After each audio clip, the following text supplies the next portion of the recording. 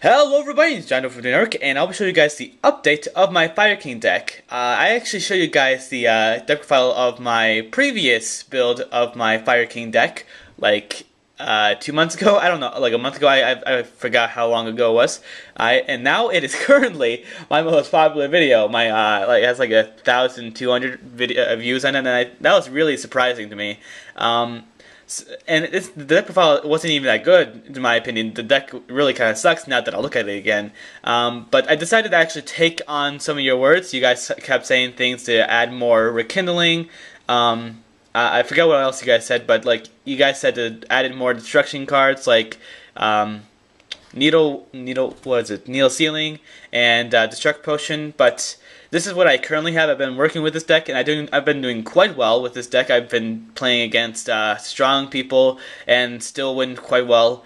There are some cards I'm not completely sure about this deck quite yet, like the Gores. I'm not completely sure if I want to keep it since I do have the Tenki and the Call the Haunteds.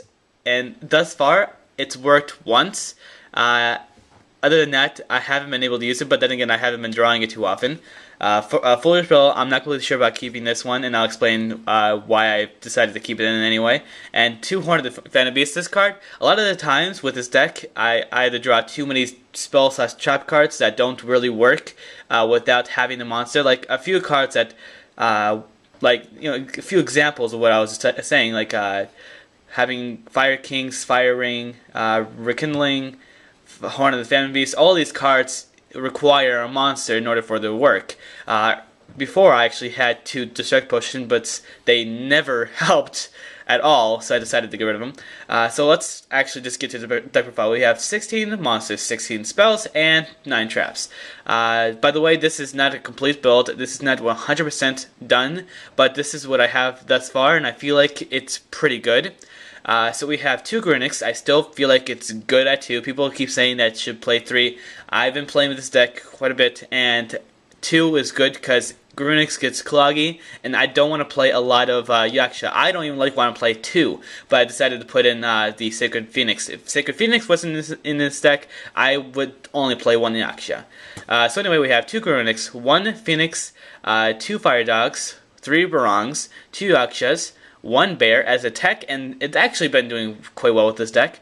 2 Wolfberg, 1 Maxi, and 1 Effect Filler. I want to put in another Effect Filler. I probably actually might get rid of the Gores for the Effect Filler. Oh, I forgot, I also have the Gores. So now we have, for the spells, 1 Dark Hole, 2 Fire Formations, 2 Fire King's Fire Ring, 1 Foolish Burial. By the way, I actually should explain what Foolish Burial is used for this deck. Foolish Burial is used to put like Phoenix or Grunix in the graveyard, and then I can activate like Fire King's Fire Ring, or I activate Foolish Burial to put in like a monster with 200 defense or whatever, and then I can special summon with Rekindling. That's probably not going to happen, but that's just another way of using Foolish Burial. So then we have 1 Heavy Storm, 1 Monster Reborn, 2 Mystical Space Typhoons, 3 Onslaughts. I decided to put in 3 because I now have a Sacred Phoenix and 2 Grunix, and a lot of the times, like one time I actually had 2 Grunix in my hand in 1 turn, and I also had an Onslaught of the Fire Kings. That was a really bad duel. I didn't have a chance. I had a really horrible hand. If I remember correctly, I had one Onslaught, 2 Grunix, 2 Barongs, and a Maxi. That was a horrible hand, especially since I don't even run that many monsters. So, I mean, it would actually be at 2 if I didn't have the Sacred Phoenix, because I don't really want to have it clog. I mean, it's a fantastic card, but it's not always going to go off. So then we have 2 Pot of Dualities. Yes, you do special summon a lot, and you do have Grunix special summoning during the standby phase, and it's mandatory if it was destroyed. So Pot of Duality won't be as valuable, but a lot of the times you're just doing like nothing, because you're probably just normal summoning the Barong or whatever, and then just setting Horn of the Phantom Beast or whatever, and you're doing nothing, so you might as well just use a Pot of Duality while you can.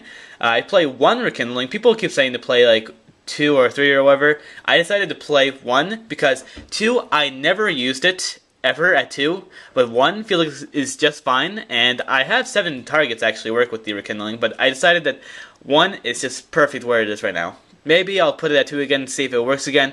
I just like it at 1 right now.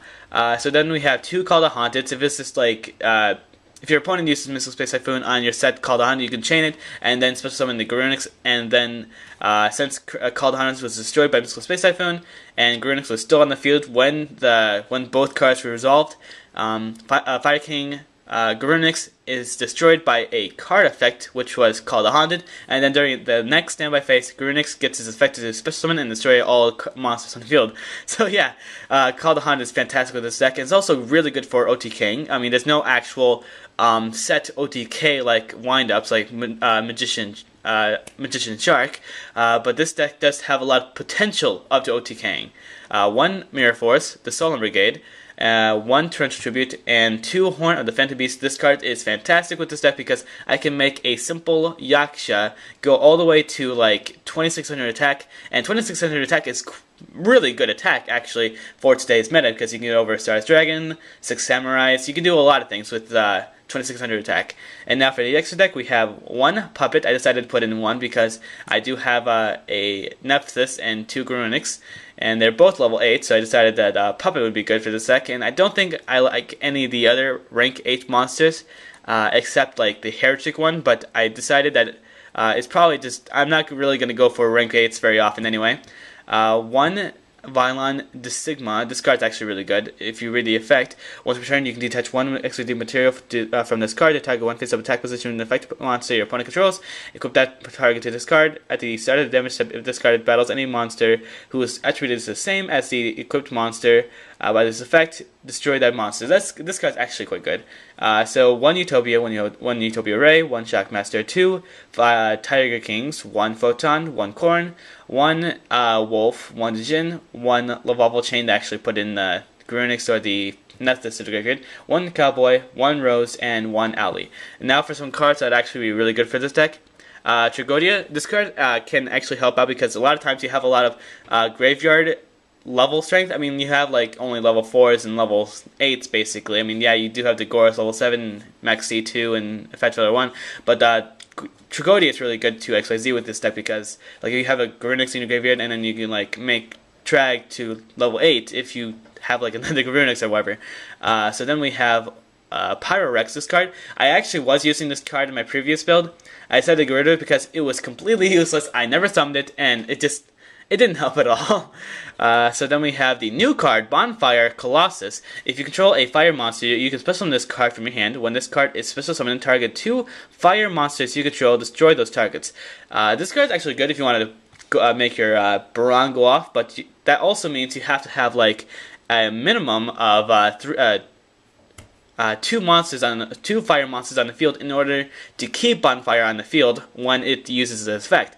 So let's just say you have like a Barong on the field and a Yaksha on the field. You special summon Bonfire and you destroy both monsters and you get both effects. But other than that, it does nothing else. So the effect isn't fantastic, but it is a level 8, so you can work with the Garunix or the Nephthys if you want to XYZ summon. There's also the last Fire King that I got rid of from the previous build. This card is good to put in any other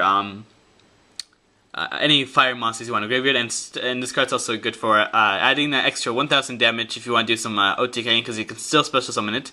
1 Mech Lord, because this card is actually really good because if one of your monsters is destroyed, you can special summon this card and then take control when you're single monsters and they can't use spell cards once per turn. We have a trade-in because there is a build with Garunix at like 3 and 2 Nephthys, and you can use trade-in to put those monsters to graveyard, there's some good drawing power. Destruct Potion to get your effects. Fire Formation, Tensen, because this card's actually good for Beast Warrior because it boosts Imperial. I've seen that some people actually main this card for some reason. I don't like that this is mained, but it's good to stop any Macro, Dimensional Fissure, Bottomless Trap Hole, Dimensional Prison, Needle King because you can destroy your monsters and destroy your opponent's monsters, and some collaboration decks. We have Scraps, Lightsworns, Brotherhood of the Fire Fist, Lavels, and Mechlords. These are some decks I can think of that you can collaborate with Fire Kings and it'll work. So anyway, I hope you guys enjoyed the video. If you guys have any other suggestions, comments, or complaints, please comment below, and I'll see you guys next time. Merp!